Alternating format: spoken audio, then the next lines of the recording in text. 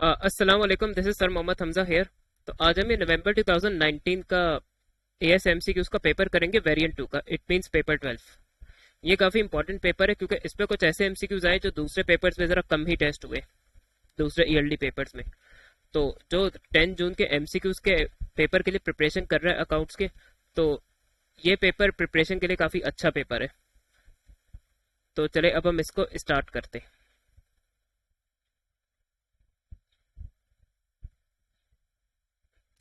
Which concept requires the profit should be based on recognizing revenues and their related expenses for an accounting period? तो एक particular accounting year के revenues होने चाहिए, expenses भी उसी same accounting year के होने चाहिए। तो इस चीज पे एम्फेसाइज करता है मैचिंग कॉन्सेप्ट, तो इसका आंसर बी होगा।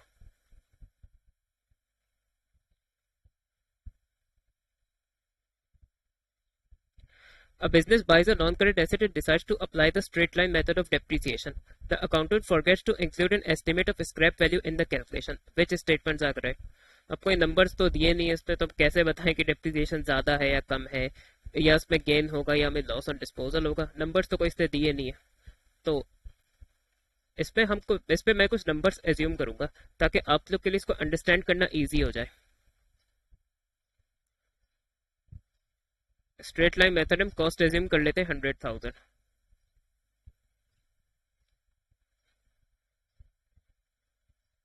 स्क्रैप वैल्यू हम लोग 20,000 रख लेते हैं।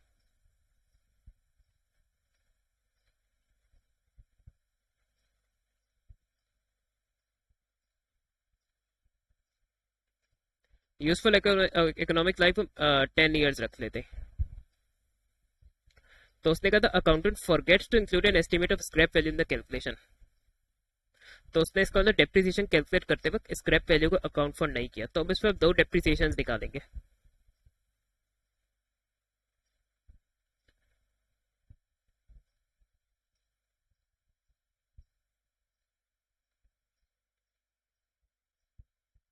स्क्रैप वैल्यू को इग्नोर करके डेप्रिसिएशन निकालनी, तो सिंपली आप कॉस्ट को डिवाइड करते यूजफुल इकोनॉमिक लाइफ से, जो कि 10 ईयर्स है।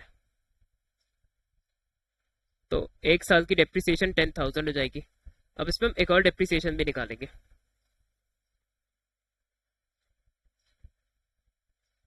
अब हम स्क्रैप वैल्यू को अकाउंट फॉर करके डेप्रिसिएशन कैलकुलेट करेंगे। तो अब 10,000 माइनस 20,000 हो जाएगा,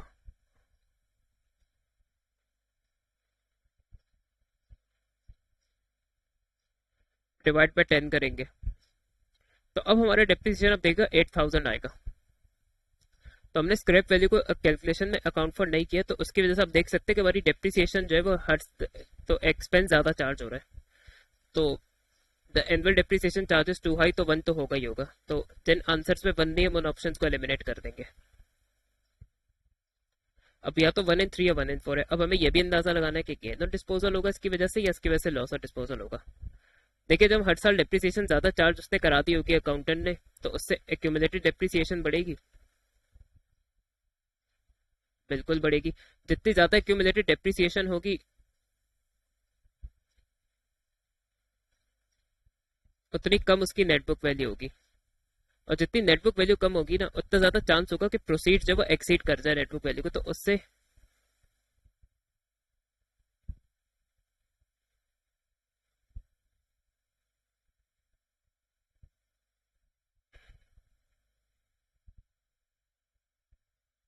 तो गेन ऑन डिस्पोजल के चांसेस बढ़ जाएंगे। तो ये बात ऑप्शन 4.4 में लिखी हुई, there is likely be profit on disposal in the future. तो 1 in 4 जो पॉइंट जो वो सही है, तो इसका आंसर बी हो जाएगा।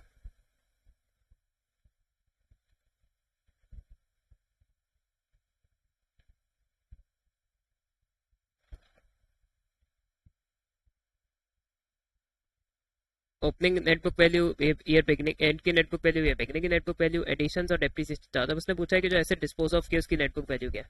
तो यहाँ सब नेटबुक वैल्यूज पे दिया हुआ है, तुम यहाँ नेटबुक वैल्यू अकाउंट बना के कैलकुलेशन कर सकते हैं।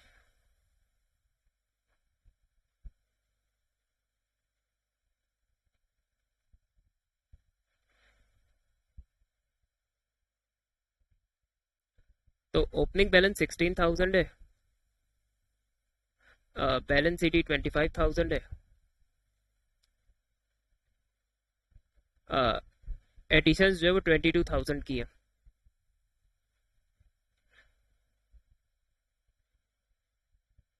और नेटबुक वैल्यू अकाउंट में डेप्रिसिएशन चार्ज भी यही आ जाता है, क्योंकि ऑब्वियसली जो बैलेंस सीटीएम हमने depreciation charge for the year को एडजस्ट करके निकाला होगा, तो हम डिफरेंस से जो है वो जो एसेट डिस्पोज ऑफ किया है उसकी नेटबुक वैल्यू पता कर सकते हैं। तो 16 प्लस 22 जो है 38,000 हो जाएगा, उसमें से आप 2505 काट दे तो आपका 8,000 जो है वो नेटबुक वैल्यू इन एसेट्स की जो हमने डिस्पोज ऑफ की है।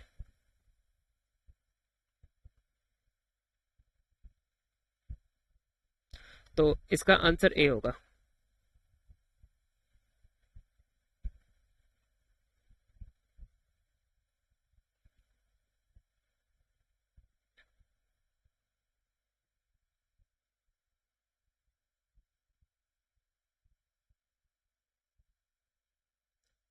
The accounting year ever ends on 31st December. It purchased a warehouse for 100,000 on 1st January 2013. The warehouse had an estimated useful economic life of 25 years. The company's accounting policy is to depreciate the warehouse using the straight line method. On 1st January 2018, the warehouse was revalued at 120,000. What was the depreciation charge for the year ended 31st December 2018? तो अब देखते हैं, straight line method है तो उसमें आप simply cost divide by useful economic life करेंगे। अब क्योंकि हमने 2018 में इसको रीवैल्यू कर दिया है, तो मेजोरिटी आप लोग यही करेंगे, 120,000 लेंगे, उसको डिवाइड कर देंगे 25 से, डेप्रिसिएशन निकाल लेंगे क्योंकि यूजुअली होता यही है।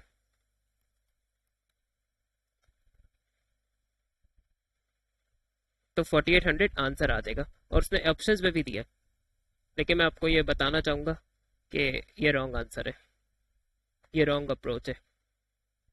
क्योंकि प्रॉब्लम ये है कि एक हमारा ऑलरेडी पुराना वेयर हाउस है, एक करंट नॉन करंट एसेट, एक करंट हमारा non current existing non current asset है, उसको हमने रिवैल्यू किया।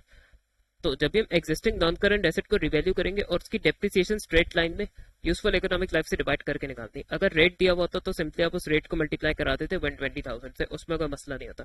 लेकिन अगर आपको यूजफुल इकोनॉमिक लाइफ से डिवाइड करके डेप्रिसिएशन निकालनी पड़ रही है और एक existing non current warehouse को या नॉन करंट एसेट को रिवैल्यू किया, तो अब हम उसको उसके रिमेनिंग यूजफुल इकोनॉमिक लाइफ की जो रिमेनिंग ईयर्स है, जो रिमेनिंग साल है, बचे हुए साल है नॉन करंट एसेट के, उस पर हम उसको डेप्रिशिएट करेंगे।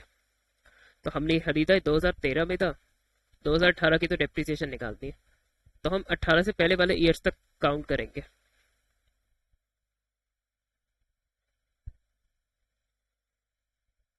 तो देखिए 2013 से 2017 तक 13, 14, 15, 16, 17, 5 साल हो जाएंगे।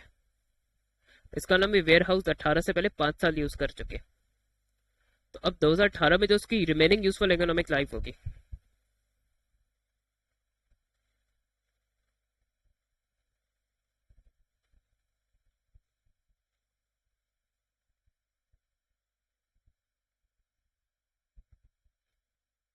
5 साल यूज कर चुके 25 में से, तो उसकी जो रिमेनिंग यूजफुल इकोनॉमिक लाइफ है वो अब सिर्फ 20 साल की है।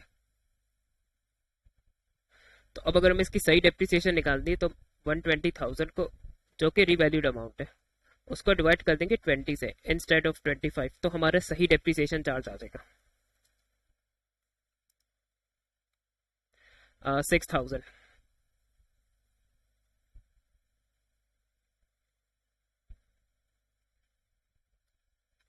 तो इसका आंसर डी होगा।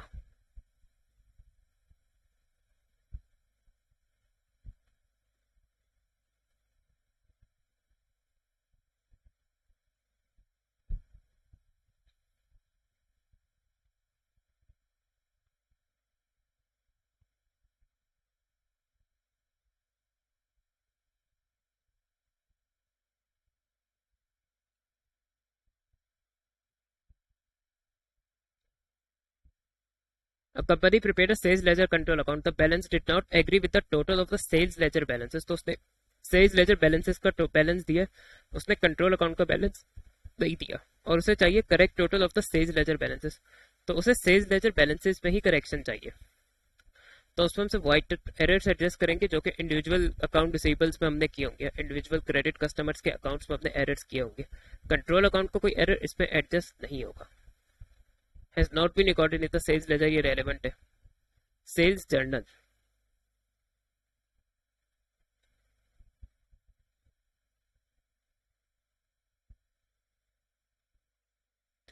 तो control books of prime entry पे कोई गलती, क्योंकि sales journal is a book of prime entry, तो वो फिर कंट्रोल अकाउंट में तो अगर बुक ऑफ प्राइम एंट्री को कोई यूज होते हैं कंट्रोल अकाउंट्स को बनाने के लिए, तो अगर बुक ऑफ प्राइम एंट्री पे कोई गलती हुई है तो वो फिर कंट्रोल अकाउंट में एरर हुआ होगा, तो वो यहाँ रेलिवेंट नहीं है। अब यहाँ भी कह रहे सेल्स लेजर कंट्रोल अकाउंट में डिस्काउंट अलाउट को डिस्काउंट रिसीव के तौर पे ले लिया।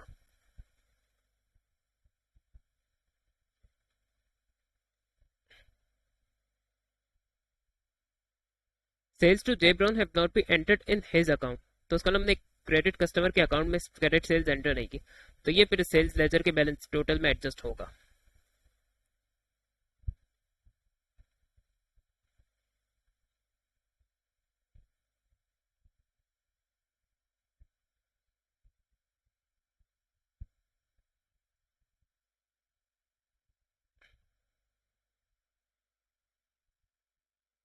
तो 42650 स्टार्टिंग बैलेंस है, इसमें से इरिकवरेबल डेट माइनस हो जाएगा क्योंकि ट्रेड रिसीवेबल्स को डिक्रीज करता है, और क्रेडिट सेल्स जो वो ट्रेड रिसीवेबल्स को इंक्रीज करती है, तो हमारा करेक्टेड बैलेंस आ जाएगा 42650 माइनस 500 प्लस 640, तो ये आ जाएगा 42790। तो ये हमें से ऑप्शन डी में दिया हुआ है।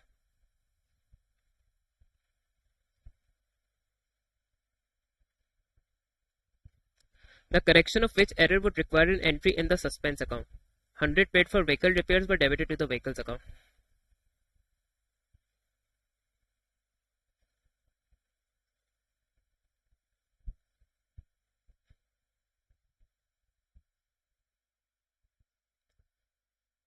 तो सस्पेंस, तो इस पे देखिए दो अकाउंट्स में एरर है, तो उस पे व्हीकल रिपेयर्स डेबिट हो जाएगा, व्हीकल्स अकाउंट क्रेडिट हो जाएगा।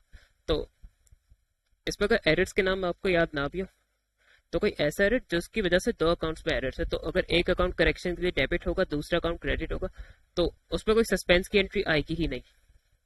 वेरस कोई ऐसा एरर है जिसकी वजह से किसी एक अकाउंट में एरर है, तो वो एक अकाउंट तो डेबिट और क्रेडिट होगा, फिर दूसरी करस्पॉन्डिंग एंट्री हमें सस्पेंस की बनानी पड़ेगी, तो इस तरह आप आइडेंटिफाई कर सकते हैं। और एरर ऑफ प्रिंसिपल वैसे भी error not fixing trial balance है, तो वो सस्पेंस में एडजस्ट नहीं होते, ये एरर ऑफ ओमिशन है।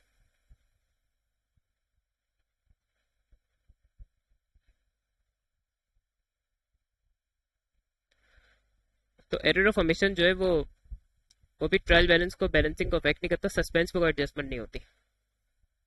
ड्राइंग्स को हमने कैश बुक में डेबिट कर दिया, ड्राइंग्स पे क्रेडिट कर दिया, तो ये एरर ऑफ रिवर्सल है, ये भी सस्पेंस पे एडजस्ट नहीं होता।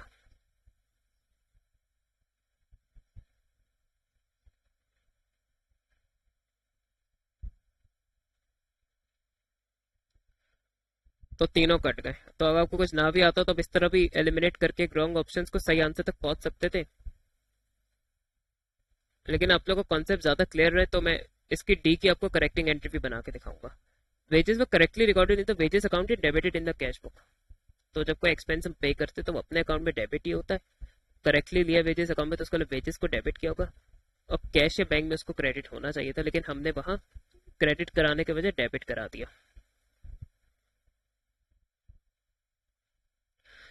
तो अब हमें कैश बुक पे क्रेडिट करना चाहिए था, लेकिन हमें डेबिट कर दिया, तो डबल से इसको कैश बुक को क्रेडिट किया जाएगा करेक्शन के लिए।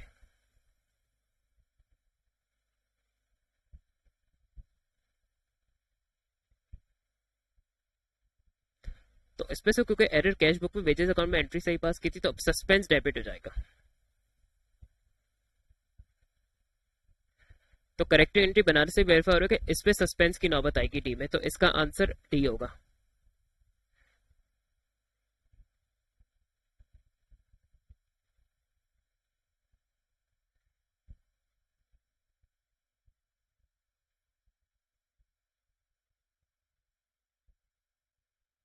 ये एमसीक्यू 7 है। 31st March 2019 inventory trade payables other payables, the information exclude the purchase of 3700 of goods, these goods were delivered, तो हमें मार्च 2019 पे डिलीवर हो गए, but the invoice states that the invoice states,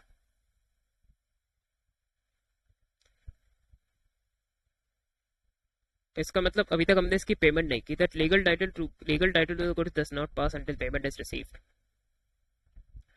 which value should appear in the statement of financial position, तो हमने purchases को record नहीं किया, और ये बिल्कुल हमें ईयर एंड में गुड्स डिलीवर हुए, तो ये हमने बिल्कुल ईयर एंड में परचेजेस किए। तो एक चीज याद रखें कि अगर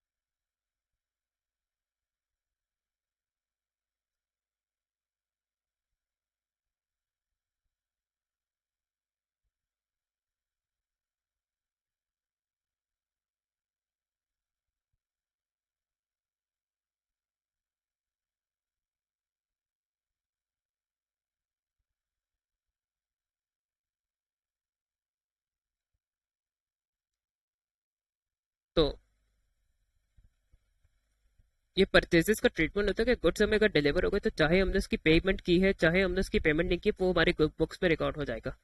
अच्छा, एक बात ये भी कि बिल्कुल ईयर एंड में कुछ डिलीवर हुए तो प्रोबेबली ये अनसोल्ड गुड्स हैं, तो ईयर एंड में बिल्कुल कुछ डिलीवर हुए तो ये बिके नहीं होंगे अनलेस वो कहे। तो इसका मतलब हमारी इन्वेंट्री में भी एडजस्ट होंगे गुड्स। और ये गुड्स के लिए अभी पे नहीं किया क्योंकि इनवॉइस इनवॉइस आई है अभी इसकी।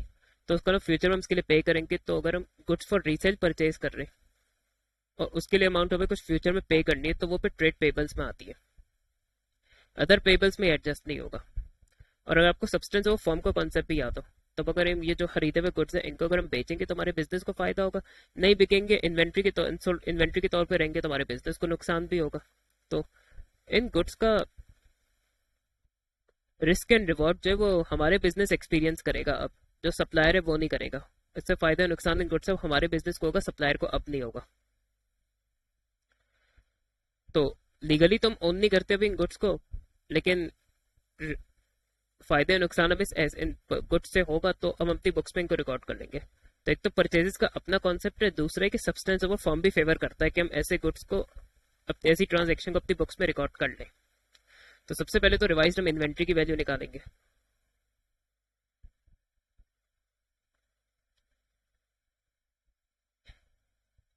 तो 16,100 में 3,700 ऐड हो जाएंगे, तो 19,800।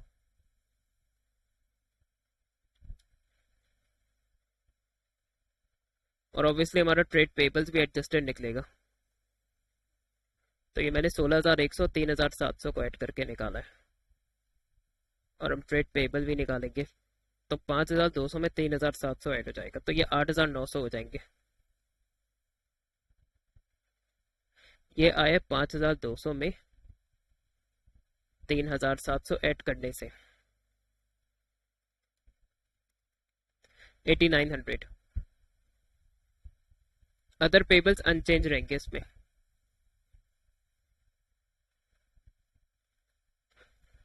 तो अब जिसमें इन्वेंट्री की वैल्यू 19,800 होगी और जिसमें ट्रेड पेबल्स की वैल्यू 18,900 होगी वो अब आंसर के तौर पे ले लेंगे, और ट्रेड पेबल्स अनचेंज रहेगा। तो ऐसा हमें सिर्फ ऑप्शन डी में नजर आ रहा है, तो इसका आंसर डी होगा।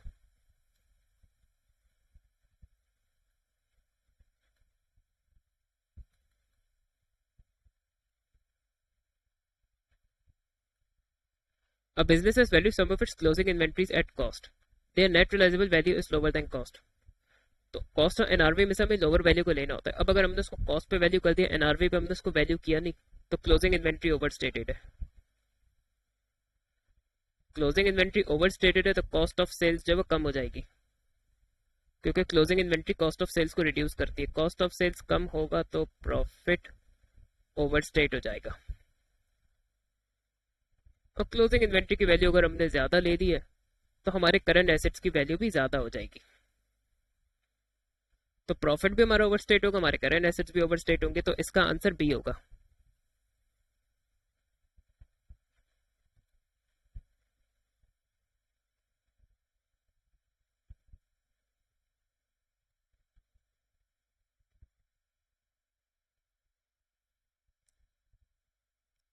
The following balances were extracted from a trial balance at 31st March. Total trade receivables year अगर मार्च में एंड हो रहा है तो ये ओपनिंग बैलेंस होगा।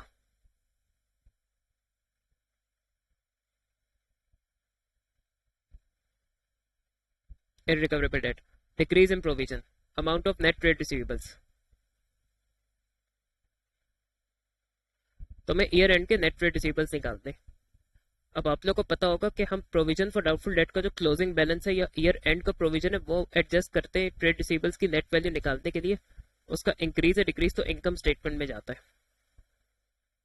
तो पहले हमें निकालना होगा करंट ईयर के जो closing balance provision for doubtful debt का या करंट ईयर के प्रोविजन फॉर डाउटफुल डेट कितने। तो वो हम प्रोविजन फॉर डाउटफुल डेट का टी अकाउंट बना के निकाल सकते हैं। मैं तो वैसे प्लस माइनस करके भी निकाल सकता हूँ, लेकिन एएस के स्टूडेंट्स आप लोग मेजोरिटी स्टूडेंट्स टी अकाउंट्स पे रिलाई कर रहे होते हैं, तो इसलिए मैं टी अकाउंट बनाना ही प्रेफर करूंगा ताकि आप लोग के लिए समझना आसान रहे। अब इसका ओपनिंग बैलेंस है 2835। अच्छा, डिक्रीज इन प्रोविजन जो है वो 280 का, तो डिक्रीज इन प्रोविजन जो है वो प्रोविजन फॉर डाउटफुल डेट पे डेबिट होता है, इनकम स्टेटमेंट में फिर वो इनकम के तौर पे क्रेडिट हो जाता है। तो इसका हमेशा क्लोजिंग क्रेडिट बैलेंस होता है, तो हम यहाँ डिफरेंस इसका क्लोजिंग बैलेंस निकाल सकते हैं प्रोविजन फॉर डाउटफुल डेट का। तो 2835 माइनस 280, तो ट्रू 555 इसका क्लोजिंग बैलेंस है। अच्छा, अब ये ट्रायल बैलेंस के अंदर इरिकवरेबल डेट दी हुई है।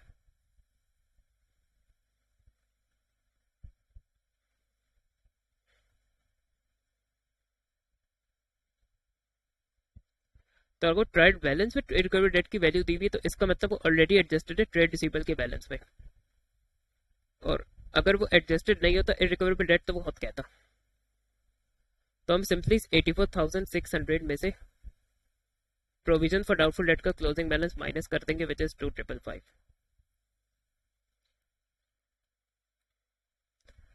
तो 82045 आंसर हो जाएगा, और 8205 उसने हमें डी में दिया हुआ है।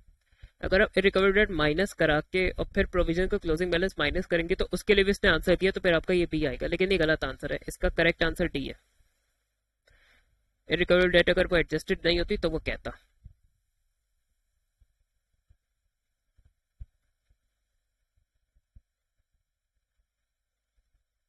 A business have following assets and liabilities at the start of the year.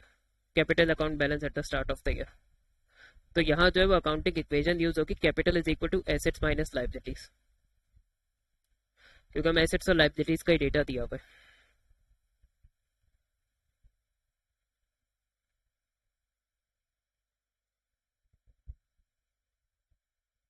तो हम पहले टोटल एसेट्स निकाल लेते हैं।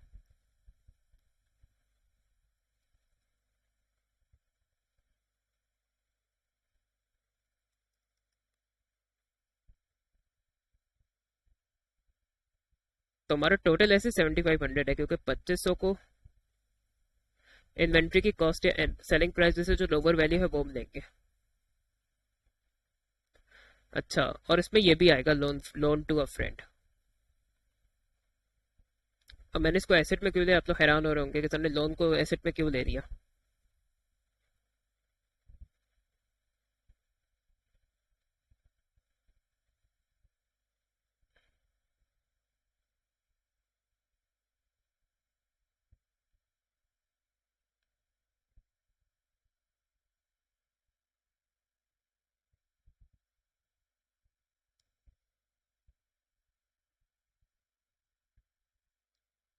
क्योंकि ये लोन हमने बिजनेस से फ्रेंड को दिया, तो इसका मतलब ये बिजनेस जो है वो फ्रेंड से फ्यूचर में रिसीव करेगा ये लोन का अमाउंट।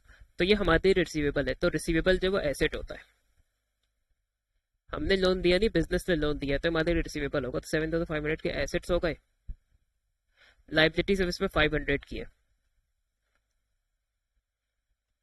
तो अगर मैं 7500 में से 500 माइनस कर दूं, तो 7000 का कैपिटल एट ईयर बिगनिंग आ जाएगा, तो इसका आंसर बी होगा।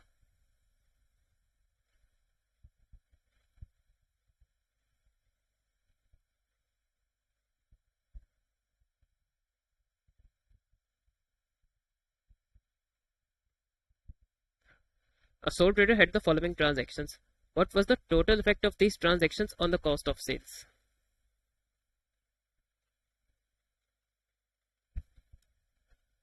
तो देखिए, रिटर्न आउटवर्ड ना परचेजेस में से माइनस होता है, तो रिटर्न आउटवर्ड जब वो कॉस्ट ऑफ सेल्स को डिक्रीज करता है, क्योंकि परचेज कॉस्ट कम हो जाएगी, परचेज कॉस्ट कम हो जाएगी तो कॉस्ट ऑफ सेल्स कम हो जाएगा। कैरेज इनवर्ड्स हमारी परचेज कॉस्ट को बढ़ाता है, तो परचेज कॉस्ट बढ़ेगी तो कॉस्ट ऑफ सेल्स भी बढ़ेगा। तो 4820 जो है वो बढ़ाएगा हमारी कॉस्ट ऑफ सेल्स को। अच्छा, फिर गुड्स की हमने ड्राइंग कर ली। गुड्स की ड्राइंग्स हमारी परचेजेस को डिक्रीज करती है, तो परचेजेस जब डिक्रीज होती है तो कॉस्ट ऑफ सेल्स डिक्रीज हो जाता है। तो 1460 का भी डिक्रीजिंग इफेक्ट होगा। अब हमें आंसर निकाल के ओवरऑल ही डिसाइड करने के, ओवरऑल इन 3 ट्रांजेक्शन की वजह से कॉस्ट ऑफ सेल्स इंक्रीज होगी या कॉस्ट ऑफ सेल्स डिक्रीज होगी। तो -2750 प्लस 4820 -1460, तो ओवरऑल +610 आया, +610 आया, क्योंकि हमारी कैरेज इनवर्ट्स की जो जो कैरेज इनवर्ट्स की वैल्यू इन दोनों ट्रांजेक्शन से ज्यादा है। तो 610 से हमारी कॉस्ट ऑफ सेल्स इंक्रीज होगी इसमें, तो इसका आंसर ए होगा।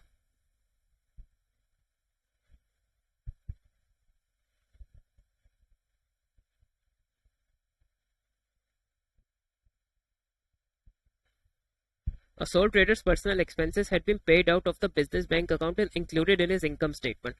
What was the effect of this on the profit and capital? Personal expenses business bank account से पे किए तो ये ड्राइंग्स है,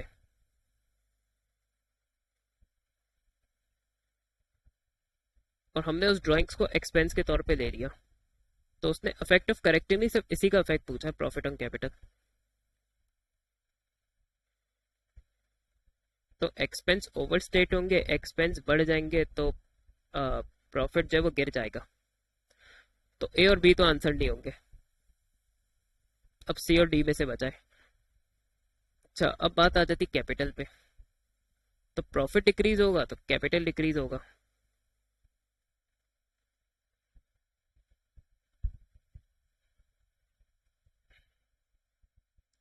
अच्छा, अब इस चीज को मैं ड्राइंग्स पे ले आता हूँ अगर करेक्शन के लिए कि तो प्रॉफिट तो एक्सपेंस कम हो जाएगा, एक्सपेंस कम हो जाएगा तो प्रॉफिट बढ़ जाएगा। लेकिन on the other hand drawings भी बढ़ेगी उसी सेम अमाउंट से। तो ये चीज कैपिटल को सेम अमाउंट से डिक्रीज करेगी और ड्राइंग्स का बढ़ना कैपिटल को सेम अमाउंट से डिक्रीज करेगा। तो प्रॉफिट इनकम स्टेटमेंट झटके वो चीज ड्राइंग्स में आ जाएगी, तो इसका कैपिटल पे कोई इफेक्ट नहीं होगा, क्योंकि एक तरफ तो on the other hand profit का बढ़ना कैपिटल को बढ़ाएगा, लेकिन on the other hand drawings का बढ़ना उसी सेम अमाउंट से उस कैपिटल को कम भी कर देगा। तो ये कैंसिल, तो ये एक इंक्रीज और डिक्रीज एक दूसरे को कैंसिल आउट कर देंगे। तो इसका आंसर सी होगा।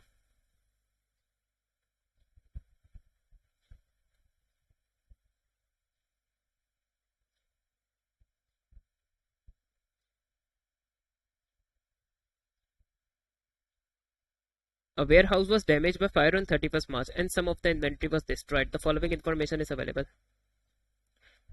ओपनिंग इन्वेंट्री, क्लोजिंग इन्वेंट्री, ये रिमेनिंग है, यानी जो बची हुई इन्वेंट्री आफ्टर फायर वो है।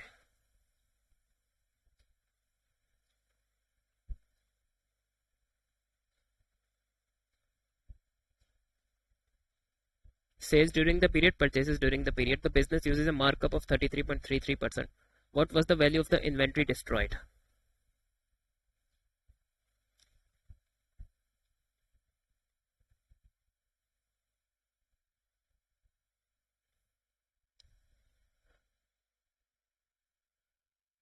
अब इन्वेंट्री डिस्ट्रॉयड को हम कॉस्ट ऑफ सेल्स के सेक्शन में एडजस्ट करते हैं। अच्छा, इसमें इन्वेंट्री लॉस का एमसीक्यू, इन्वेंट्री लॉस के एमसीक्यूज जब आपके अच्छे खासे रिसेंट पेपर्स में नहीं है, तो ये one of the few papers है जिसमें उसने इन्वेंट्री लॉस का एमसीक्यू दिया है। तो जब तक हमारे पास इन्वेंट्री की डिस्ट्रॉयड की वैल्यू नहीं होगी तो हम कॉस्ट ऑफ सेल्स निकाल नहीं सकते। या तो हमारे लिए कॉस्ट ऑफ सेल्स का टोटल दिया हुआ तो उसके जरिए में इन्वेंट्री डिस्ट्रॉयड निकाल लेते। अच्छा, मार्कअप जो है प्रॉब्लम है कि कॉस्ट ऑफ सेल्स पे यूज होगा।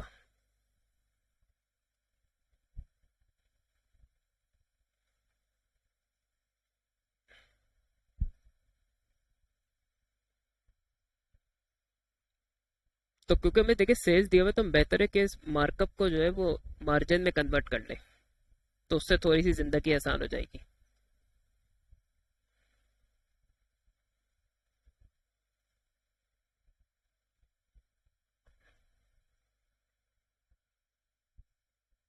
तो आप उसको 0.333 ले लें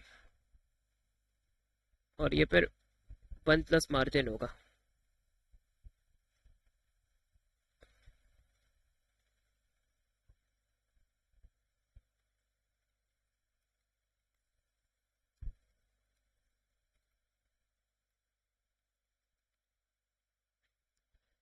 तो अब इसका मार्जिन जो है वो 20, आखिर में जो फाइनल आंसर है उसका मल्टीप्लाई बाय 100 भी करना है, तो हमारा मार्जिन जो है वो 25% आएगा।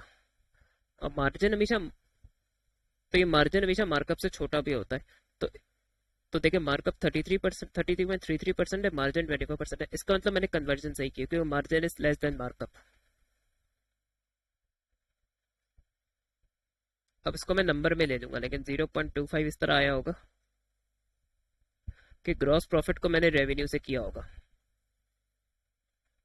क्योंकि मार्जिन यही शो करता है कि रेवेन्यू को कितना परसेंट ग्रॉस प्रॉफिट है।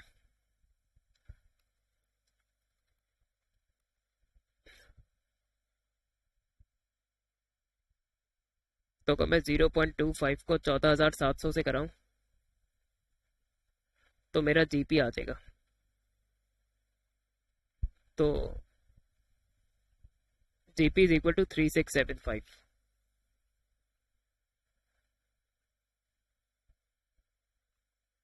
अब 3675 इस तरह आया होगा रेवेन्यू में से कॉस्ट ऑफ सेल्स माइनस करके।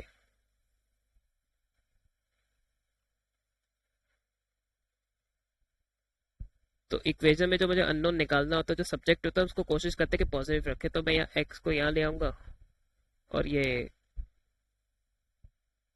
1400 माइनस 3675 हो जाएगा। तो अब हमारा कॉस्ट ऑफ सेल्स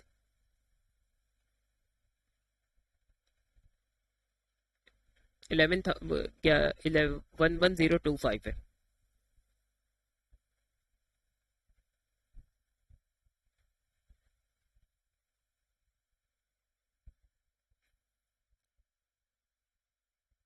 तो अब ओपनिंग इन्वेंट्री 6000 है। ये मैं कॉस्ट ऑफ सेल्स का सेक्शन बना रहा हूँ क्योंकि इसके जरिए हमारा इन्वेंट्री लॉस आ जाएगा। परचेजेस भी उसने दे दिए।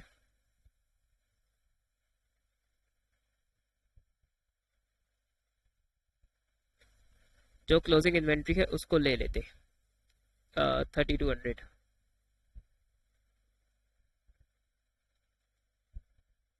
इन्वेंट्री लॉस भी यही आता है।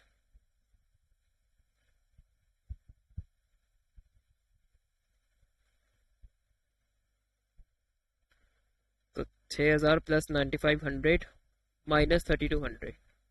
तो कॉस्ट ऑफ सेल्स का टोटल है 11025।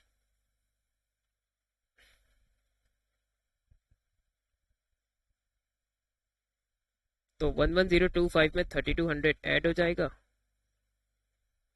रिवर्स में जाएंगे तो 9500 माइनस हो जाएगा और 6000 माइनस हो जाएगा। तो मेरा इन्वेंट्री लॉस आ जाएगा। तो 11025 प्लस 3200 माइनस 9500 माइनस 6000। तो मेरा इन्वेंट्री लॉस है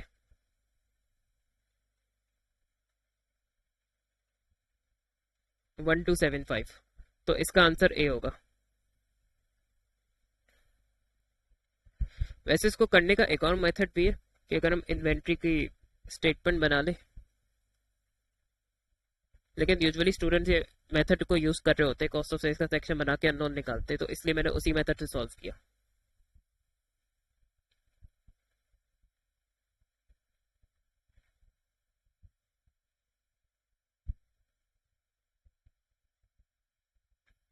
क्योंकि वो मेथड जो इन्वेंट्री स्टेटमेंट का थोड़ा सा ट्रिकी भी होगा यहाँ यूज करना, थोड़ा सा आपको उसके मुकाबले डिफिकल्ट लगेगा। तो मैंने इजियर मेथड यूज किया है आप लोग के कन्वीनियंस के लिए।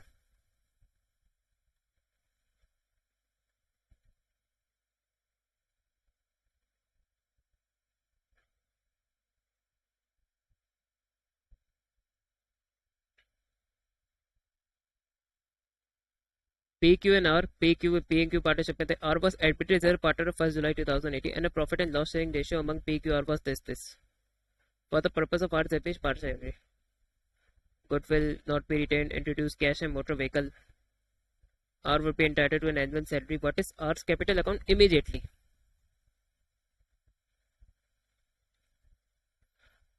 तो देखिए एनुअल जो सैलरी है वो उसको एंड ऑफ ईयर में मिलेगी, जबकि उसको 1st जुलाई को इस पार्टनर एडमिट किया जा रहा है। तो अगर 1st जुलाई से उसका ईयर स्टार्ट होगा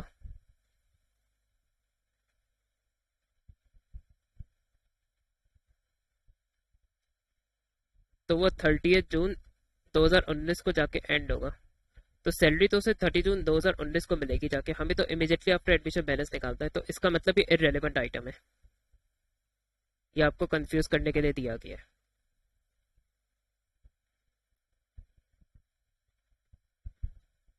आप लोग टी अकाउंट यूज कर रहे थे तो आर का मैं एक रफ कैपिटल अकाउंट बनाऊंगा ताकि आप लोग को समझने में आसानी रहे।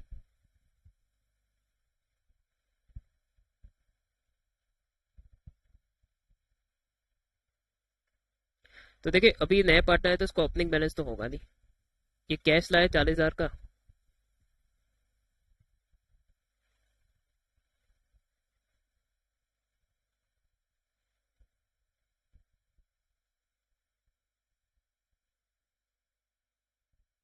तो 40,000 का उसका कैश है। 10,000 की मोटर व्हीकल है।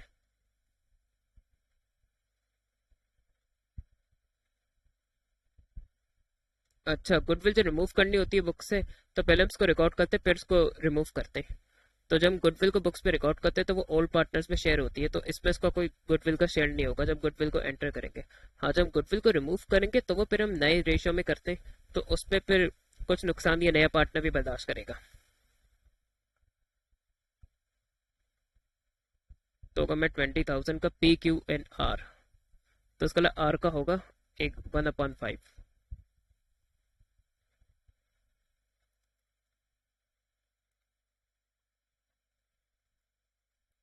तो इसका शेयर ऑफ गुडविल 4,000 होगा।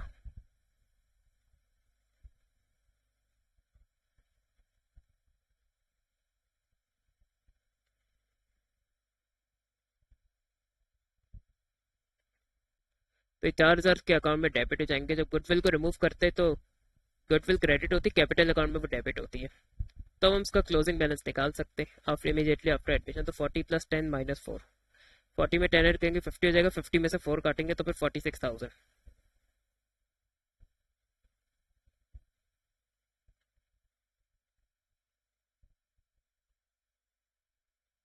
तो ये हमें ऑप्शन बी में दिया हुआ है।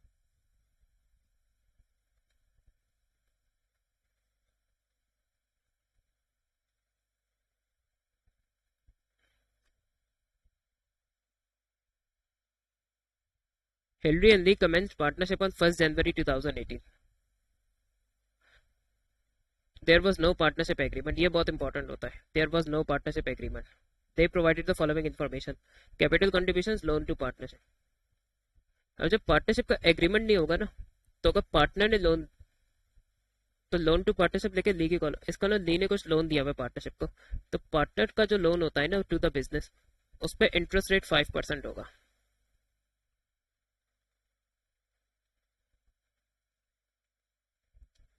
अगर एग्रीमेंट नहीं है तो, इसलिए ये नोट करना इंपॉर्टेंट होता है। और profit for the year before the loan interest, before the loan interest. तो जब profit and loss appropriation account में जो प्रॉफिट यूज करते हैं उसमें से हम इंटरेस्ट भी एडजस्ट करते हैं, क्योंकि इंटरेस्ट जो है वो ऑपरेटिंग एक्सपेंस के तौर पे ट्रीट किया जाता है।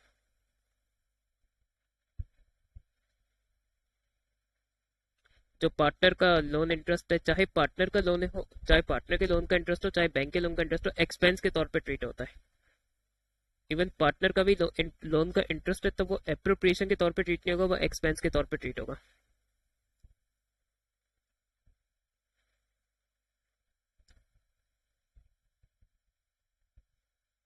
तो उस पे से हम लोन इंटरेस्ट माइनस करेंगे। उस पर वो कोई ज्यादा मेहनत नहीं है, 1,000 पे 5% लगा दें आप,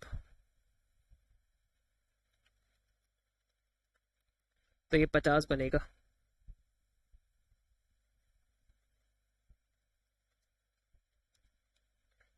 तो 8,800 आ गया।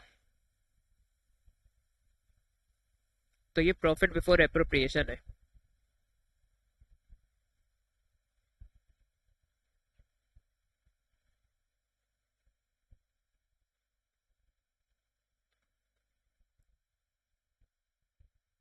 अब उसने देखे इंटरेस्ट ऑन कैपिटल तो होता ही नहीं है। अगर पार्टनरशिप एग्रीमेंट नहीं तो ना इंटरेस्ट ऑन कैपिटल होगा, ना इंटरेस्ट ऑन ड्राइंग होगी, ना कोई पार्टनर की सैलरी होगी। यही डायरेक्ट एप्रोप्रिएट, यही डायरेक्ट डिस्ट्रीब्यूट हो जाएगा। और profit and loss equally share होता है। तो 8,800 को अगर मैं 2 से करा दूं तो मुझे शेयर ऑफ प्रॉफिट पता चल जाएगा। तो ये 4,400 होगा। तो ये हमें से ऑप्शन ए में दिया हुआ है।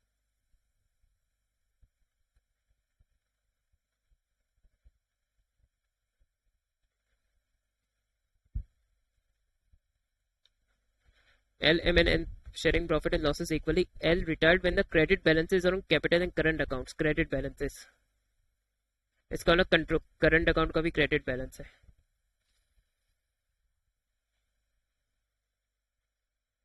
On the current accounts for 100,000 and 40,000, partnership assets were revalued upwards. L took half the amount due to her on retirement. The other half was left as a loan to the partnership. How much was L paid from the partnership? तो वो partnership के time में कितना withdraw करके capital अपने साथ लेके गई है, अबे वो फाइंड आउट करना है। तो उसमें बेस्ट तरीका ये है कि आप उसका कैपिटल अकाउंट बना दें रिटायरिंग पार्टनर का, तो लाइफ इजी हो जाए, तो आसानी से हो जाएगा।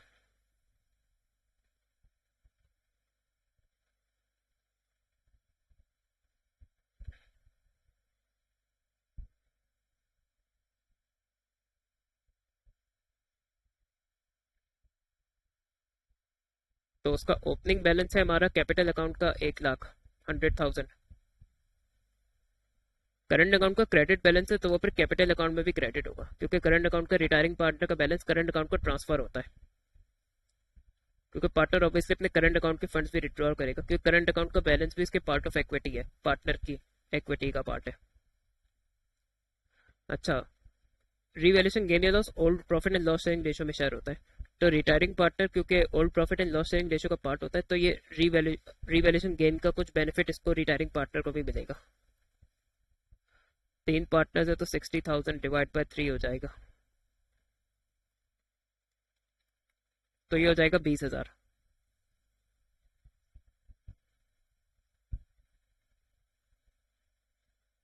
रिवैल्यूएशन अकाउंट 20,000, 20,000 का रिवैल्यूएशन गेन हो गया। अब गुडविल की इसकी बात नहीं की तो आपको भी एडजस्ट करने की जरूरत नहीं है। अब जो ये टोटल कैपिटल है इसका 100 प्लस 40 प्लस 20,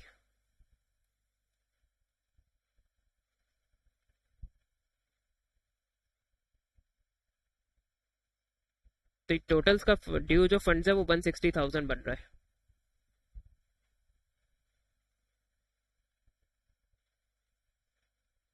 तो उसमें से आधा जो है वो लोन के तौर पे छोड़ेगी, तो 160 का हाफ अगर हम करें तो वो 80,000 बनेगा। तो 80,000 वो लोन के तौर पे छोड़ के जाएगी, और बाकी जो 80,000 है वो अपने साथ ले जाएगी बैंक से विड्रॉ करके। तो उसने वही आंसर पूछा था, तो इसका आंसर डी होगा।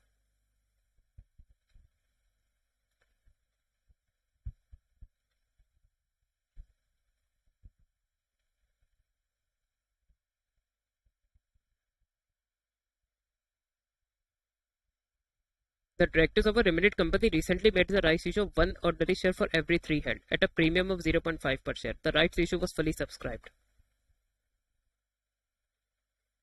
The financial statement of financial position showed the following after the rights issue.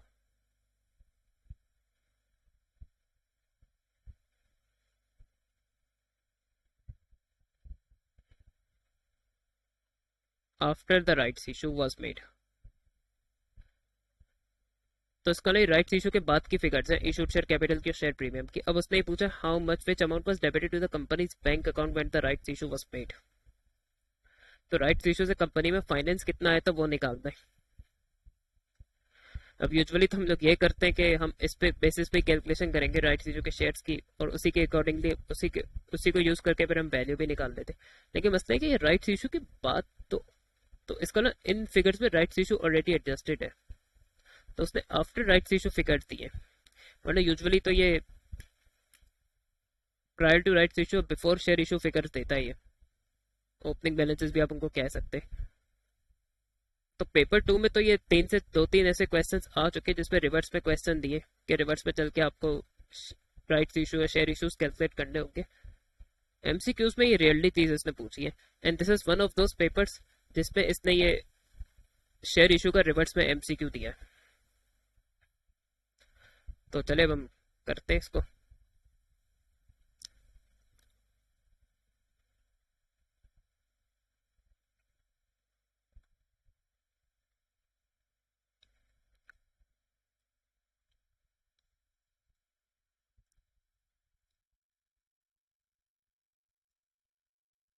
तो अब हमें देखे राइट्स इशू से पहले वाले शेयर्स को जो है वो एक्स एज्यूम करना पड़ेगा, क्योंकि इक्वेशन बना के हमें पता चलेगा राइट्स इशू के शेयर्स कितने।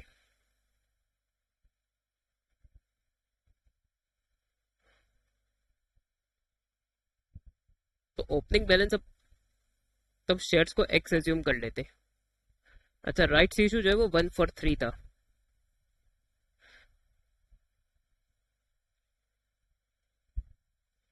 तो वो 1/3 ऑफ एक्स ही होगा, क्योंकि हमने x/1/3 अप्लाई किया होगा राइट्स इशू के लिए। उसके बाद हमारे ये अपडेटेड नंबर ऑफ शेयर्स 12 और पार वैल्यू 1 है, ये भी आसानी से निकलती।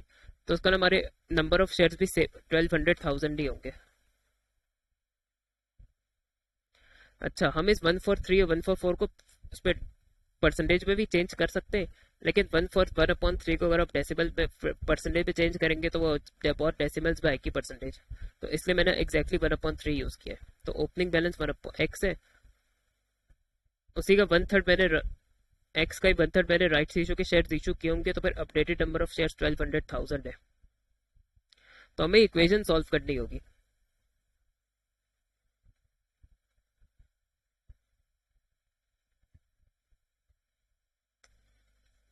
तो अब इतना पेपर वर्क टाइम होगा नहीं, क्या वो एलसीएम वगैरह लेके सॉल्व करे?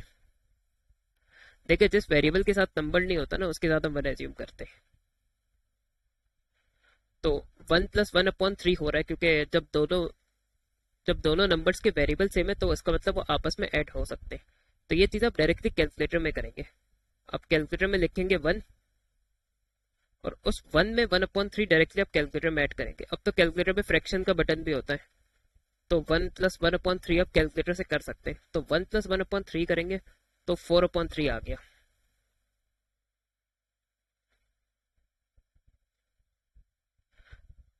लेकिन ये दो नंबर जैसे ऐड कीजिएगा, वेरिएबल सेम था, तो इसके साथ वो वेरिएबल आ जाएगा जो एक्स है। 4/3x is equal to 1200,000।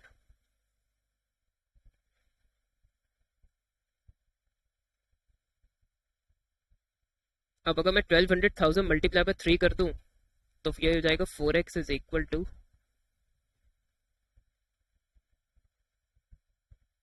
1200,000 multiply by 3 हो जाएगा। तो अगर मैं 1200,000 मल्टीप्लाई बाय 3 करूं तो अब हो जाएगा 4x इज इक्वल टू 3600,000। अगर मुझे x निकालना है तो 3600,000 डिवाइड बाय 4 कर देता हूं मैं।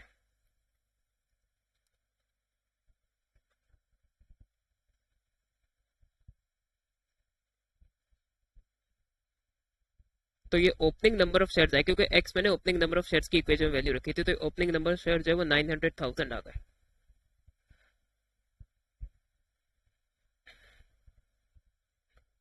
तो अब अगर मैं ये ओपनिंग और क्लोजिंग बैलेंस का डिफरेंस निकालूं और कोई शेयर्स तो इशू नहीं हुए, तो मुझे राइट्स इशू के शेयर्स पता चल जाएंगे। अगर मैं 1200 माइनस 900 करूं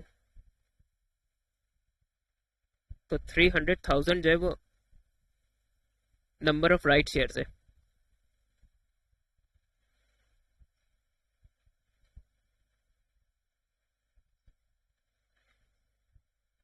अब हमें ये निकालना है, तो बैंक की वैल्यू में निकालनी है ना, तो हम नंबर ऑफ शेयर्स को राइट्स इशू के मल्टीप्लाई करा देंगे इशू वैल्यू से। अब वो 0.5 के प्रीमियम पे इशू हुए और पार वैल्यू 1 है, तो प्रीमियम में यही शो करता है कि पार से कितने एडिशनल पे हमने शेयर इशू किया। तो 1.5, तो इशू वैल्यू 1.5 हो जाएगी, 1 प्लस 0.5। तो 300 मल्टीप्लाई बाय 1.5 करूँ तो 450,000 मेरी राइट्स इशू से फाइनेंस रेज होगा। तो इसका आंसर सी होगा।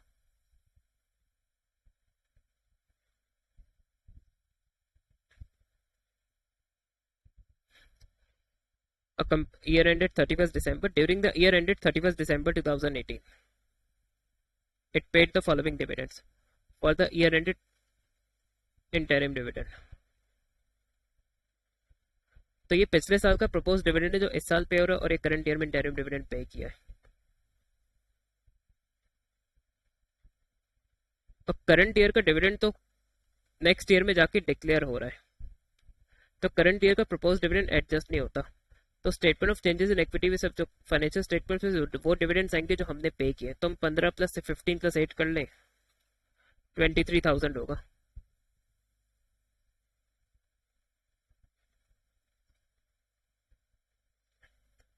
तो ये ऑप्शन सी में हो रहा है।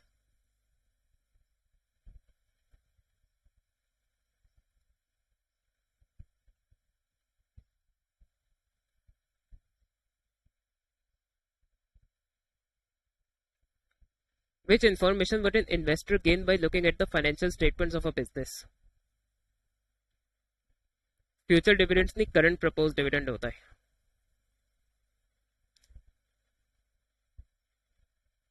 करंट ईयर का प्रपोज डिविडेंड होगा, फ्यूचर के डिविडेंड्स पे कोई बात नहीं होती फाइनेंशियल स्टेटमेंट्स में।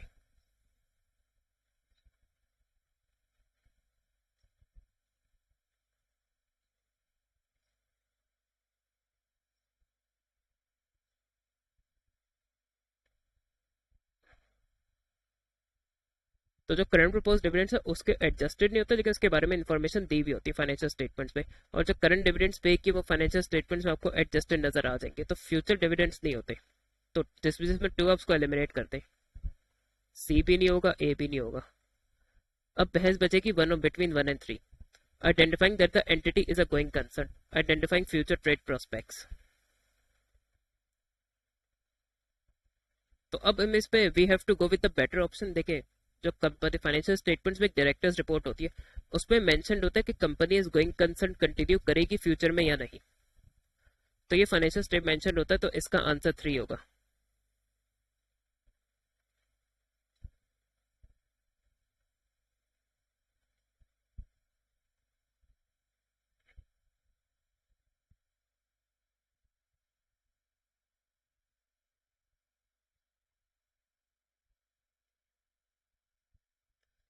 फ्यूचर आउटलुक जो है वो कुछ कंपनी अपने फाइनेंशियल स्टेटमेंट्स में मेंशन करती है, कुछ हमें नहीं प्रोवाइड करती।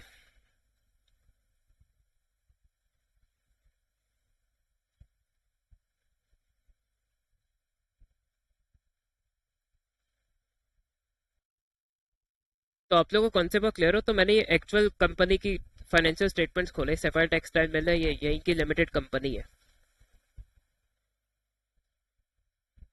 There are no doubts about the company's ability to continue as a going concern. तो गोइंग कंसर्न के बारे में देखिए हर हाल में मेंशन होता है फाइनेंशियल स्टेटमेंट्स में।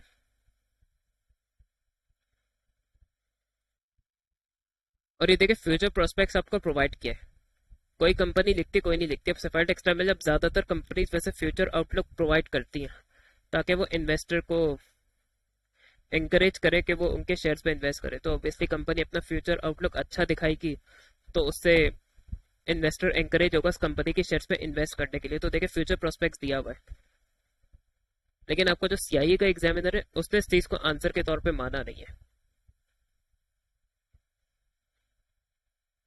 तो उसने वन एंड तो इसमें कोई ऐसा ऑप्शन ही नहीं था जिसमें 1 और 3 साथ होते, तो उसने सिर्फ आंसर या 3 को माना है। 3 सही हर हाल में होता है। फ्यूचर ट्रेडिंग प्रोस्पेक्ट अक्सर इस तरह कंपनीज मेंशन कर रही होती है, तो उसको भी आंसर के तौर पे होना चाहिए, लेकिन obviously better option going concern है, क्योंकि गोइंग कंसर्न के बारे में तो हर हाल में बात करनी। फ्यूचर प्रोस्पेक्ट्स ये भी कि ऑप्शनल इंक्लूड करना कंपलसरी नहीं है लिमिटेड कंपनीज के लिए, लेकिन होता है। ये देखिए एक्चुअल कंपनी के फाइनेंशियल स्टेटमेंट्स प्रूव है इस चीज का। अब हम चले पेपर पे वापस आ जाते।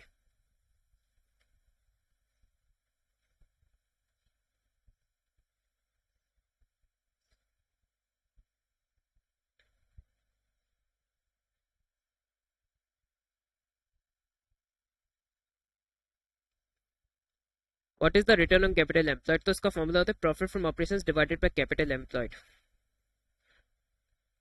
तो प्रॉफिट फ्रॉम ऑपरेशंस फॉर, तो कैपिटल एम्प्लॉयड निकाल लेता हूं मैं।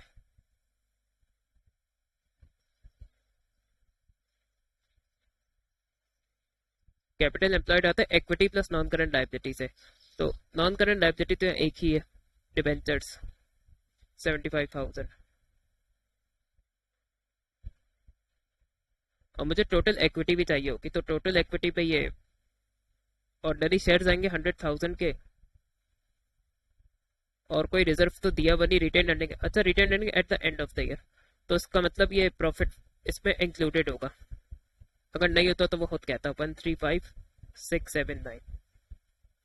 अगर ये ओपनिंग बैलेंस दिया हुआ होता है, ये अनएडजस्टेड होता तो हम इस पे profit for the year add करते, लेकिन खुद उसने आपको ईयर एंड का बैलेंस दिया, तो इसका मतलब ये प्रॉफिट फॉर द ईयर इसमें इंक्लूडेड है। तो हम 75,000 प्लस 100,000 प्लस 135,679, तो हमारा कैपिटल एम्प्लॉयड हो जाएगा 310,679। अब हम आरओसी निकाल, अब हम रिटर्न ऑन कैपिटल एम्प्लॉयड निकाल सकते हैं। प्रॉफिट फ्रॉम ऑपरेशन से 40475, 310679 multiply by 100।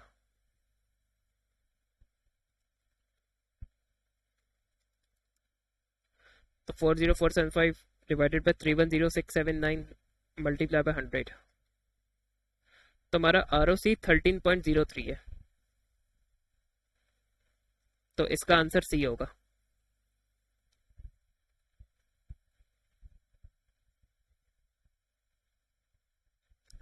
A manufacturing business provide the following information about a product. Units produce, total cost। अब उससे पूछा वेरिएबल कॉस्ट पर यूनिट क्या है।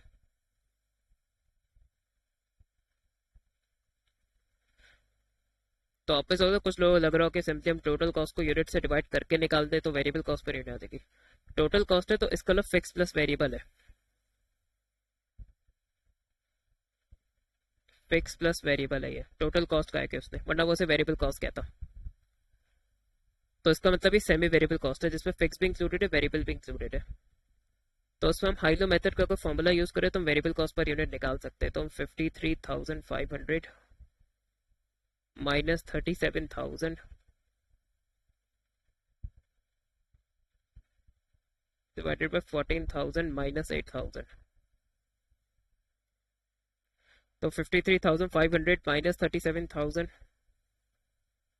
डिवाइडेड बाय 14,000 माइनस 8,000, तो हमारा वेरिएबल कॉस्ट पर यूनिट 2.75 आ रहा है। इससे आगे उसने कुछ पूछा ही नहीं तो उसका आंसर ए हो जाएगा। और अक्सर इस तो इन टाइप के एमसीक्यूज वो फिक्स कॉस्ट निकल पाता है।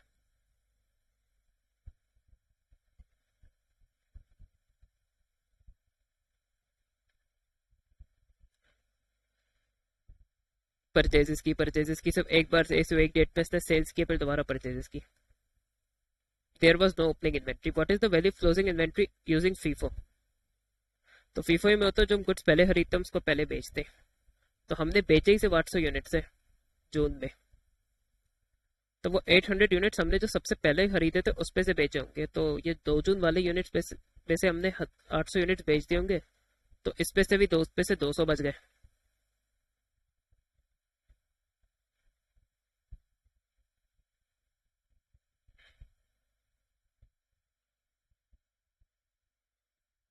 तो उस वक्त एक यूनिट की कॉस्ट जो वो 12 थी, प्लस ये 1000 यूनिट्स 1000 इंटू 13 हो जाएगा क्योंकि ये पूरे ही बच गए। और इवन ये जो 28 जून के यूनिट्स है ये भी पूरे बच गए हैं आपके। मगर वो कह रहे हैं कि 30 जून को सेलिंग प्राइस 20 है।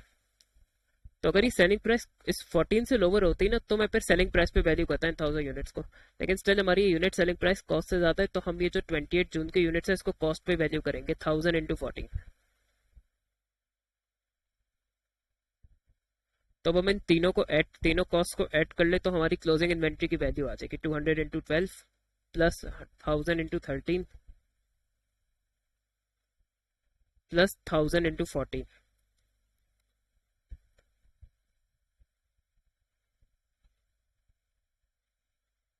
तो हमारी क्लोजिंग इन्वेंट्री की वैल्यू 29,400 होगी। तो इसका आंसर सी होगा।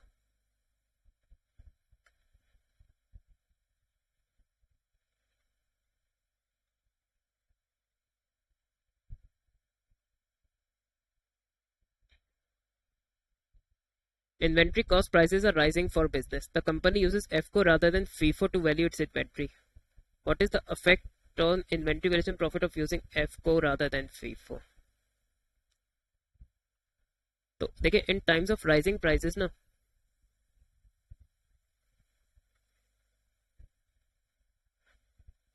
FIFO से क्लोजिंग इन्वेंट्री की वैल्यू ज्यादा आएगी। और FCO में क्योंकि हम एवरेज कॉस्ट है तो एवरेज कॉस्ट कैलकुलेट करते हैं।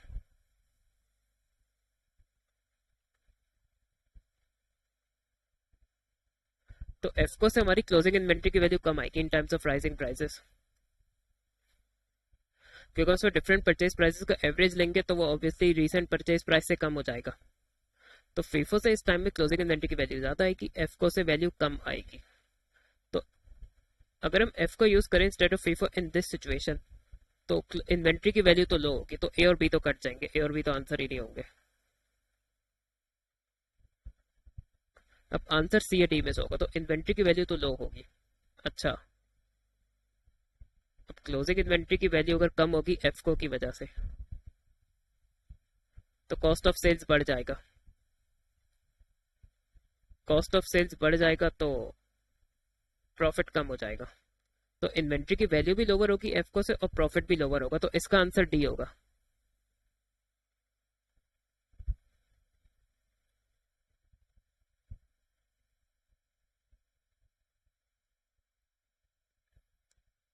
A company calculated profit using marginal costing as 90,000 for a month. Opening inventory was 4,000 units and closing inventory 6,000 units. The fixed production overhead absorption rate is 20 per unit. What is the profit under absorption costing? अब इसमें आप यहाँ देखें कि जो closing inventory है वो opening inventory से ज़्यादा है, तो इसका मतलब एब्जॉर्प्शन का प्रॉफिट ज़्यादा होगा मार्जिनल से। तो जिन आंसर्स में मार्जिनल से प्रॉफिट कम है उनको आप एलिमिनेट करते, ए और बी तो होंगे ही नहीं, अब सी या डी में से आंसर होगा।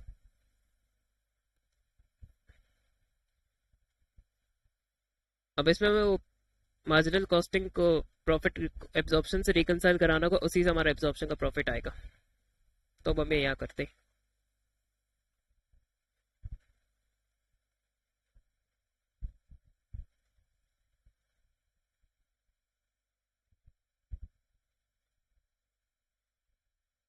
मार्जिनल कॉस्टिंग प्रॉफिट,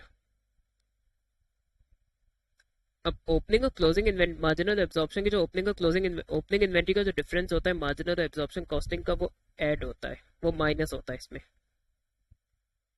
क्योंकि ओपनिंग इन्वेंट्री का डिफरेंस जो है एब्जॉर्प्शन के प्रॉफिट को डिक्रीज करता है। अब देखिए एब्जॉर्प्शन में इन्वेंट्री वैल्यू होती है टोटल कॉस्ट पे, मार्जिनल में वैल्यू होती है वेरिएबल कॉस्ट पे। तो अगर मैं total cost minus variable cost करूँ तो इजंट इट कि हमारे पास फिक्स कॉस्ट आ जाएगा। तो हमें जो एब्जॉर्प्शन में टोटल कॉस्ट पे ओपनिंग इन्वेंट्री को वैल्यू करेंगे मार्जिनल में, अब क्लोजिंग ओपनिंग इन्वेंट्री को वैल्यू करेंगे वेरिएबल कॉस्ट में, तो उन दोनों का डिफरेंस है वो इक्वल टू फिक्स कॉस्ट हो जाएगा, और फिक्स कॉस्ट की वजह से ही डिफरेंस आ रहा होता है दोनों की इन्वेंट्रीज की वैल्यू में। तो ओपनिंग इन्वेंट्री के डिफरेंस के लिए मैं सिंपली ओपनिंग इन्वेंट्री के यूनिट्स को करा दूंगा फिक्स कॉस्ट पर यूनिट से,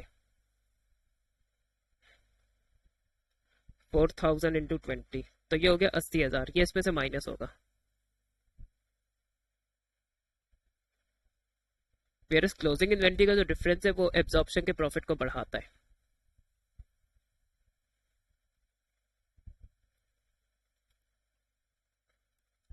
तो ये 1,20,000 हो गया।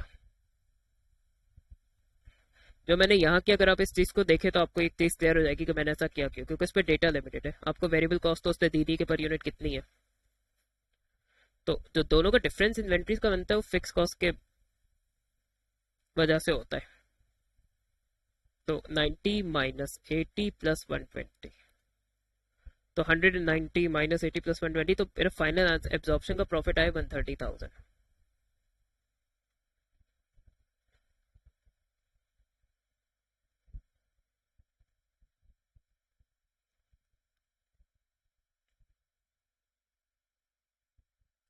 तो इसका आंसर सी होगा।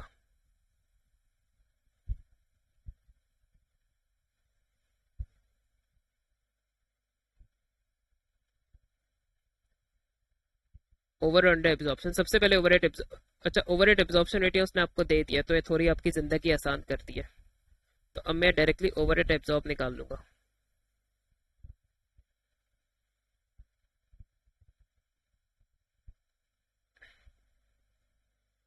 अब जो ओवरहेड एब्जॉर्प्शन रेट है उसको मैं एक्चुअल एक्टिविटी से मल्टीप्लाई कराऊंगा ओवरहेड एब्जॉर्ब निकालने के लिए।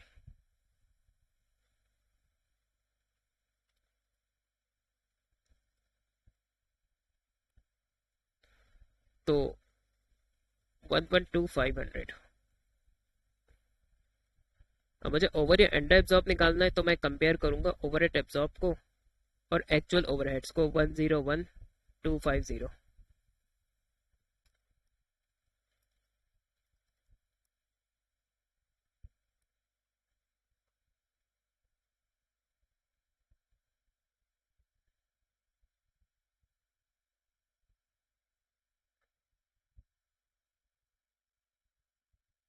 तो एक पॉजिटिव आंसर आए तो ये ओवर एब्जॉर्ब्ड है।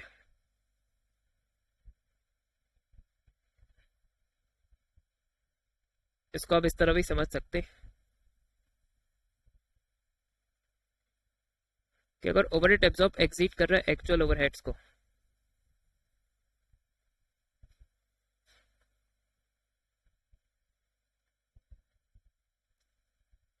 तो ये ओवर एब्जॉर्ब का केस होगा। और यहाँ देख सकते हैं एक्चुअल ओवरहेड्स कम है, ओवरहेड एब्जॉर्ब ज्यादा है।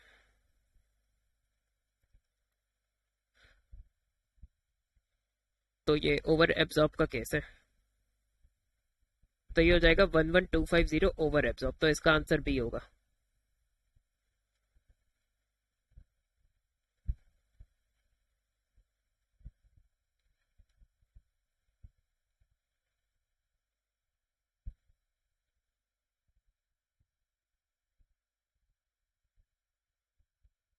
What is the contribution to sales ratio selling price, तो यहाँ पर यूनिट डेटा दिया हुआ है तो वो यूज होगा सीएस रेशियो निकालने के लिए 30 माइनस 14 से।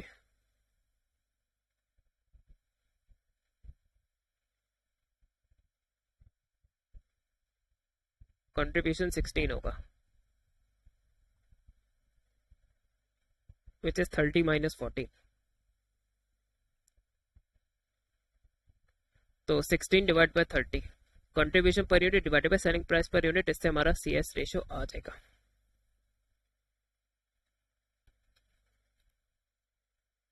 तो 53.33%।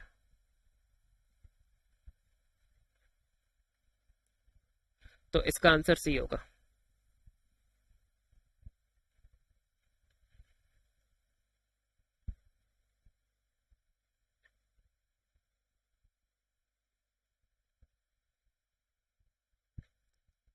Company 3 makes product for which the following details are given. The same material is used to make all three products and it costs 2 per kilo.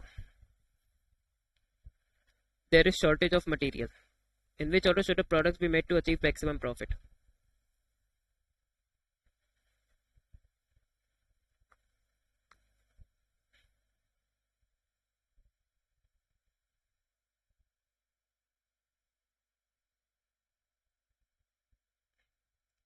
तो सबसे पहले मेरे पास ये कंट्रीब्यूशन पर यूनिट होने चाहिए इन तीनों चीजों के, तीनों प्रोडक्ट्स के।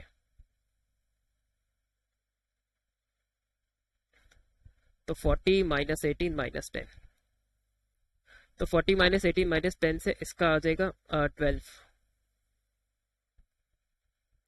48 माइनस 24 माइनस 6, इसका 18 हो जाएगा कंट्रीब्यूशन पर यूनिट। और 72 माइनस 30 माइनस 18, इसका 24 हो जाएगा।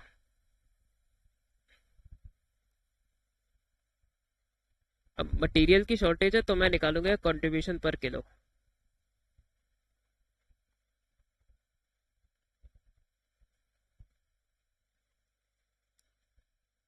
तो तीनों प्रोडक्ट्स में सेम मटेरियल यूज हो रहा है तो कंट्रीब्यूशन पर यूनिट को डिवाइड कर दूंगा लिमिटिंग फैक्टर या मटेरियल पर यूनिट से। लेकिन ये एक ट्विस्ट है, उसने ये नहीं दिया कि एक यूनिट पे कितना मटेरियल यूज है, मटेरियल कॉस्ट पर किलो दे दी। तो हमें पहले तो ये निकालना होगा कि तीनों प्रोडक्ट्स में मटेरियल पर यूनिट कितना यूज हो रहा है। तो इसकी direct material cost per unit 18 है,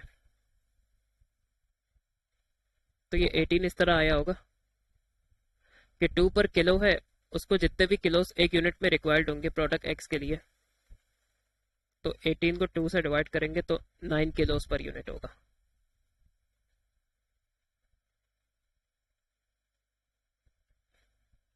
इसी तरह पे प्रोडक्ट वाई की बात करेंगे तो 24 है। 2 को मैंने जितने भी किलोस रिक्वायर्ड होंगे पर यूनिट प्रोडक्ट वाई के लिए उससे मल्टीप्लाई कराएगा तो 24 आएगा। तो 24 को अगर मैं 2 से डिवाइड करा दूं तो प्रोडक्ट वाई के आ जाएंगे 12 किलोस।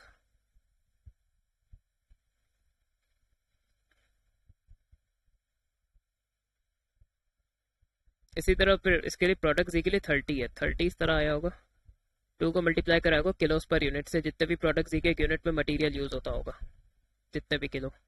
तो 30 डिवाइड बाई 2 15। तो प्रोडक्ट जी के एक यूनिट पे 15 किलोज लगते हैं।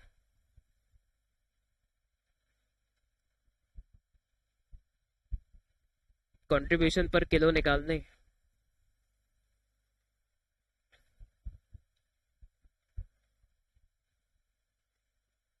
तो प्रोडक्ट वाई के लिए इसके एक यूनिट पे 9 किलो यूज होता है।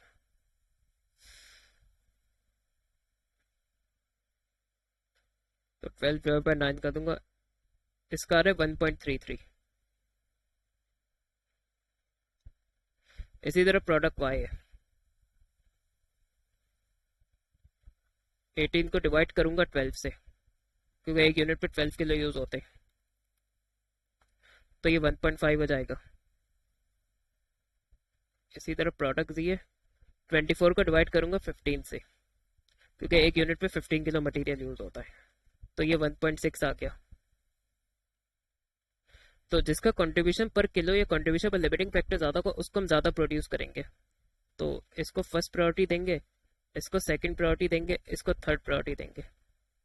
तो जिस ऑप्शन में ये हो रहा होगा वो आंसर हो जाएगा।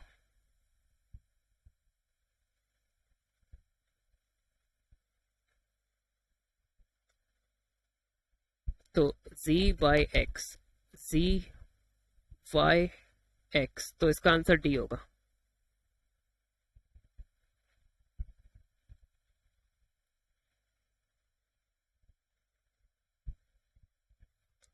Last month, a company made and sold 10,000 units and under contribution of 20 per unit. Its final profit after deducting fixed cost was 120,000. फिर वो कह रहा है कि this month sales volume has increase by 120%, its contribution per unit has increase by this percent and total fixed cost have increase, what is the profit this month.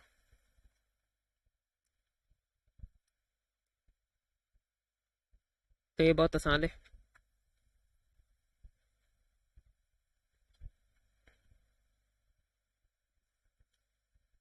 तुम पहले new units निकाल लेते।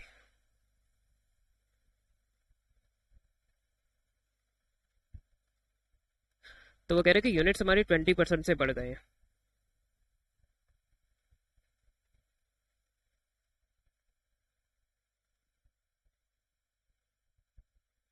अगर 10,000 का मैं 20% निकालूं तो वो 2,000 होगा, तो 10 पे 2 ऐड करूं तो 12,000 नए यूनिट्स हो गए। कंट्रीब्यूशन पर यूनिट कह रहे हैं कि वो 5% से बढ़ जाएगा, तो हम चले न्यू कंट्रीब्यूशन पर यूनिट भी निकाल लेते।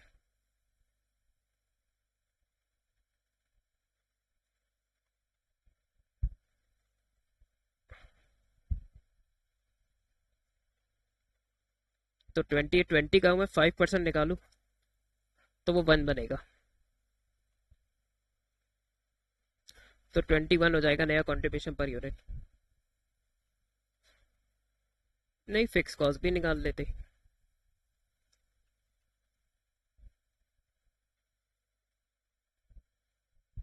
तो फिक्स कॉस्ट कह रहे कि 15% से बढ़ेगी, तो अगर मैं एक 120,000 का 15% निकालूं तो वो 18,000 बनेगा। तो अगर मैं 120 प्लस 18 करूं तो 138,000 की फिक्स कॉस्ट हो जाएगी।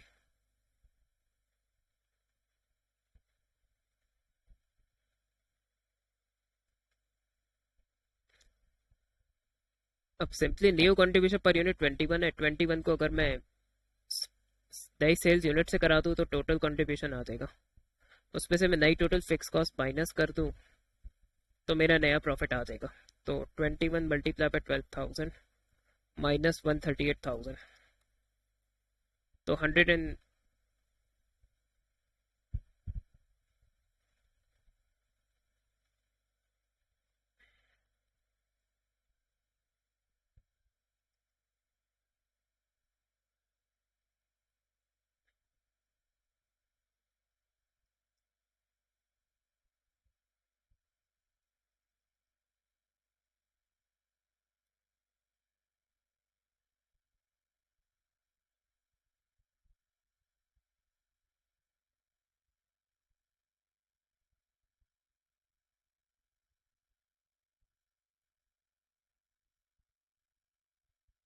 सॉरी गाइस, थोड़ा वीडियोस बनाते हुए मैं एग्जॉस्ट हो गया था, तो मैंने ये फिक्स कॉस्ट नहीं प्रॉफिट दिया हुआ उसने। तो फिक्स कॉस्ट हमें निकाल, पहले तो हमें करंट फिक्स कॉस्ट निकालनी होगी। बाकी चीजें हमारी अनचेंज रहेंगी क्योंकि उनमें कोई इशू नहीं है।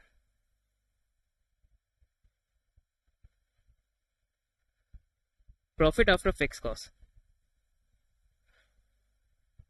तो प्रॉफिट जो है मेरा 120,000 है। वो उसने इस तरह निकाला होगा कि टोटल कंट्रीब्यूशन अगर मैं 20 को मल्टीप्लाई करा दूँ 10,000 से, तो टोटल कंट्रीब्यूशन आ जाएगा, उसमें से फिक्स टोटल फिक्स कॉस्ट को माइनस किया होगा तो ये प्रॉफिट आया होगा। तो एक्स को मैं यहाँ पॉजिटिव बनाऊंगा, 20 को अगर मैं 10,000 से कराऊं तो मेरा 200,000 हो जाएगा। 2 लाख में से अगर मैं 1,20,000 माइनस करूं तो ओल्ड फिक्स कॉस्ट जो है वो 80,000 की है। और अगर मुझे न्यू एफ सी निकालनी है,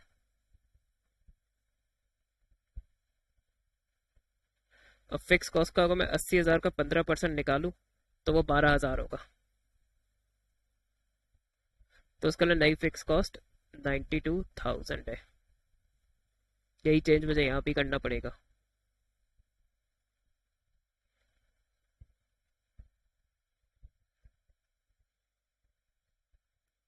तो 21 इंटू 12,000 माइनस 92,000, 160,000 का मेरा नया प्रॉफिट होगा। तो इसका answer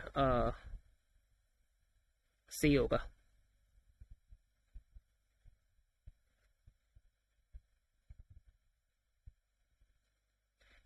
which statement about cost volume profit analysis are correct? Fix cost remain constant, बिल्कुल, तो इसमें वन नहीं है उसको आप काट दे। Profits are calculated on absorption costing basis. अब जिस जिसमें टू अप्स को एलिमिनेट कर दे, क्योंकि सीवीपी में जो है वो मार्जिनल कॉस्टिंग यूज होती है। CVP is a part of marginal costing. तो सीवीपी में प्रॉफिट जो है वो मार्जिनल कॉस्टिंग बेसिस पे डिटरमिन होते हैं, एब्जॉर्प्शन बेसिस पे डिटरमिन नहीं होते। तो जिस जिसमें टू अप्स को आप एलिमिनेट कर दे, तो आपका अगर ज्यादा दिमाग नहीं चल रहा तो आप इस तरह भी आंसर तक पहुंच सकते। हाँ, तो उसमें अगर आउटपुट बढ़ रहा है तो रेवेन्यू भी इंक्रीज हो जाएगा। तो ये तो होता ही है सीवीपी में। सीवीपी में एनालिसिस यही करते हैं कि अगर आउटपुट इंक्रीज हो रहा है तो सेल्स पे, रेवेन्यू पे क्या इफेक्ट होगा उसका। और ये भी एजम्पशन होती है कि एक प्रोडक्ट होगा या प्रोडक्ट मिक्स जो है वो कांस्टेंट रहेगा आपका। तो 1, 3 एंड 4, तो इसका आंसर सी होगा, क्योंकि यही तीनों करेक्ट एजम्पशन है सीवीपी के लिए भी और मार्जिनल कॉस्टिंग के लिए भी।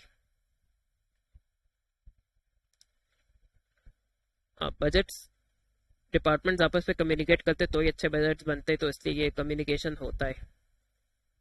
तो आप डी को एलिमिनेट करते, कोऑर्डिनेशन भी इम्प्रूव होती है कि जैसे मार्केटिंग डिपार्टमेंट एडवर्टाइजिंग ज़्यादा करना चाह रही है, लेकिन फाइनेंस डिपार्टमेंट वाले से कोऑर्डिनेट करेंगे कि इतना फाइनेंस है भी हमारे पास कि हम इस लेवल की मार्केटिंग कर सके। To plan annual operations, obviously एक साल के अंदर प्रोडक्शन कितनी होगी, उसी के हिसाब से मटेरियल्स की प्लानिंग करनी पड़ेगी, लेबर की प्लानिंग भी उसके हिसाब से होगी। तो ऑब्वियसली ऑपरेशंस प्लान करने में हमें बजट हेल्प आउट करता है। To plan long term strategies,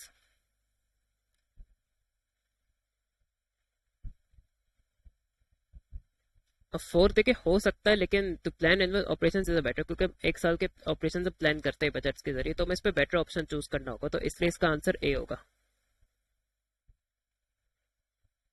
अब हो सकता है आप में से कुछ लोग इसका आंसर बी भी चूज करें।